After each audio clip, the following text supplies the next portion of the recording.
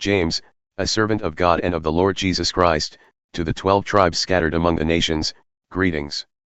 Consider it pure joy, my brothers and sisters, whenever you face trials of many kinds, because you know that the testing of your faith produces perseverance.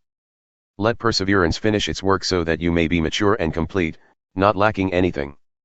If any of you lacks wisdom, you should ask God, who gives generously to all without finding fault, and it will be given to you. But when you ask, you must believe and not doubt, because the one who doubts is like a wave of the sea, blown and tossed by the wind. That person should not expect to receive anything from the Lord. Such a person is double-minded and unstable in all they do. Believers in humble circumstances ought to take pride in their high position. But the rich should take pride in their humiliation, since they will pass away like a wild flower. For the sun rises with scorching heat and withers the plant, its blossom falls and its beauty is destroyed. In the same way, the rich will fade away even while they go about their business. Blessed is the one who perseveres under trial because, having stood the test, that person will receive the crown of life that the Lord has promised to those who love him. When tempted, no one should say, God is tempting me. For God cannot be tempted by evil, nor does he tempt anyone, but each person is tempted when they are dragged away by their own evil desire and enticed. Then, after desire has conceived, it gives birth to sin, and sin, when it is full grown, gives birth to death. Don't be deceived, my dear brothers and sisters.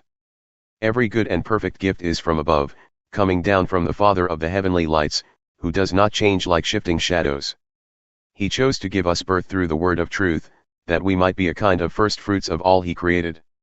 My dear brothers and sisters, take note of this, everyone should be quick to listen, slow to speak and slow to become angry, because human anger does not produce the righteousness that God desires. Therefore, get rid of all moral filth and the evil that is so prevalent and humbly accept the word planted in you, which can save you. Do not merely listen to the word, and so deceive yourselves. Do what it says. Anyone who listens to the word but does not do what it says is like someone who looks at his face in a mirror and, after looking at himself, goes away and immediately forgets what he looks like. But whoever looks intently into the perfect law that gives freedom, and continues in it, not forgetting what they have heard, but doing it, they will be blessed in what they do. Those who consider themselves religious and yet do not keep a tight rein on their tongues deceive themselves, and their religion is worthless. Religion that God our Father accepts as pure and faultless is this, to look after orphans and widows in their distress and to keep oneself from being polluted by the world.